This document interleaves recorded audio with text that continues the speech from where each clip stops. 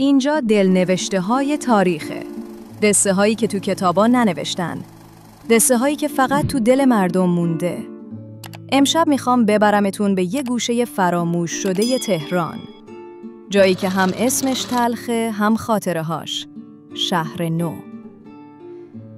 شهر نو یه محله‌ای تو تهران بود که توش یه سری فعالیت‌های خاص انجام می‌شده. قلعه شهر نو اولش به دستور محمد علی شاه قاجار ساخته شد واسه اینکه خانواده شاه اونجا زندگی کنن. بهش میگفتن محله قجرها. اون موقع‌ها اینجا خارج از شهر بود، اما اواخر حکومت احمد شاه چون دروازه قزوین ساخته شد، اسم محله شد دروازه. و چون بیرون شهر بود، کم کم تبدیل شد به پاتوق خلافکارا. وقتی قاجارا رفتن و رضا شاه اومد، حرمسراهای قاجار رو تعطیل کرد و همه زنا رو از دربار بیرون انداخت. اون زنا چون کاری بلد نبودن، خیلیشون در اثر بیماری و فقر مردن یا رفتن دنبال فعالیت‌های مغایر اخلاق. و تعدادی هم که ثروتمند بودن، با شاهزاده‌های قاجار یا افراد متمول ازدواج کردن. حرمسرای قاجارم جاش اعلان شده وزارت دارایی، یعنی نبش خیابان ناصر خسرو و جنوب باب همایون و شمال کاخ گلستان. خلاصه اون زنها رو آوردن اطراف دروازه قزوین و همونجا مستقر شدن. اون موقع‌ها هنوز شهر نو خیلی کوچیک بود و مهم نبود. تو دوره رضا شاه یه بخشایی از اون محله بازسازی شد و شد مرکز این فعالیت‌ها. هدف حکومت این بود که این کارا رو کنترل کنه. رضا شاه به شهوانی گفت همه زنان هرزه رو جمع کنه و ببره بیرون دروازه قزوین، همون محله قجرها. یه آدمی بود به اسم زال محمد که یه سری زن رو از جاهای مختلف آورد و محله رو تبدیل کرد به مرکز فعالیت. بعد رضا شاه دستور داد یه بخشایی از قلعه خراب شه.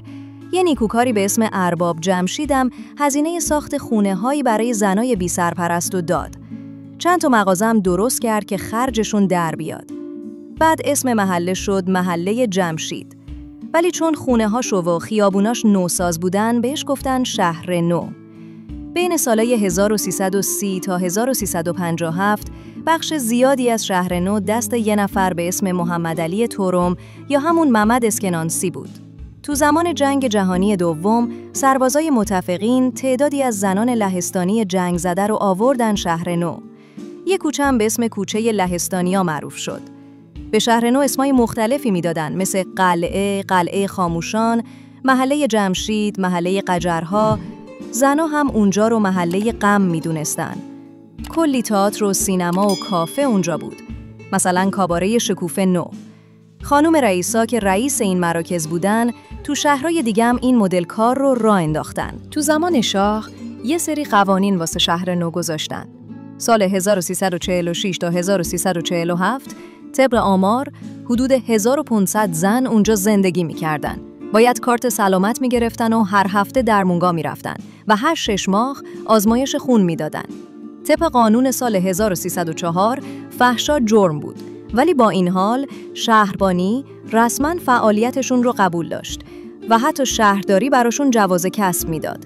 برای ورود زنا به شهر نو باید مصاحبه میشدن و معرفی نامه میگرفتن. یکی از این نامه ها نشون میده که یه زن که 14 سال تو آبادان فعال بوده معرفی شده واسه گرفتن اجازه ورود به قلعه. اون معرفی نامه رو اعضای کانون بهزیستی و مددکاری اجتماعی امضا میکردن و میفرستادن کلانتری. خانم رئیسا همون دلالای اصلی بودن. معروفتریناشون اینا بودن: ملکه اعتزادی، پری آژدان، پری بلنده، پری سیاخ، مژگان سوخته، شیرین سلطانی، اشرف چارچشم. بهمن 57 مردم ریختن جلو شهر نو. یه عده آتیش زدن، یه عده دفاع کردن. حتی چند نفر زخمی و کشته شدن. آتش نشانی هم طبق بیانیه‌های قبلی آتیشو خاموش نکرد. بیت آیت الله طالقانی بیانیه داد و گفت که این زنا قربونی حکومت فاسدن و باید راهنمایی بشن، نه اینکه آسیب ببینن. تو ماه رمضان سال 58 شهر نو تعطیل شد و بعد از اون دیگه باز نشد. کمیته جنوب تهران شروع کرد به تخریب. قبلش آماری گرفتن. میگن حدود 2400 زن و 9000 مرد اونجا بودن. زنا هر کدوم 6 تا 7 خدمه مرد داشتن. ساختمونا رو بعد از تخلیه خراب کردن. بعد از تخریب، زنای شهر نو رو بردن کاخ ثابت پاسار تو خیابون جردن اسکان دادن. بخش مسکونی شهر نو که تخریب نشده بود، تو سال 1367 با حکم قضایی تخریب شد. چند تا از خانم رئیسای معروف مثل سیمین، پری بلنده، اشرف چارچشم، شهلا آبادانی و پری سیاخ اعدام شدند. پری بلنده به جرم فساد، خرید و فروش دخترای کمسن و ایجاد چنین مراکزی به عنوان مفسد فی‌الارض شناخته شد و تیربارون شد. یه بازاری و زندانی سیاسی به اسم محمود مانیان بعد از انقلاب زمین کاباره شکوفه نو رو خرید و اونجا رو تبدیل به مرکز بازپروری معتادا کرد. تنها کسی که بهترین مستندنگاری رو از این محله انجام میده، کاوه گلستان هست که تو خاطراتش وقتی خواهرش میپرسه تو چجوری تونستی از اینا عکاسی کنی؟ این خانوما به تو چجوری اجازه دادن که عکاسی کنی؟ در جواب خواهرش میگه که چیزی رو که نداشتن و دوست داشتن خطابشون کردم و اون جمله خانوم بود. و اگه تا اینجای قصه با من بودی، یعنی به تاریخ و قصه های پنهونش علاقه‌مندی، پس حتما کانال دلنوشته های تاریخ رو سابسکرایب کن تا هیچ داستانی رو از دست ندی. اگه از این ویدیو خوشت اومد، لایک یادت نره که خیلی بهم انگیزه میده برای ساختن قسمت‌های بعدی.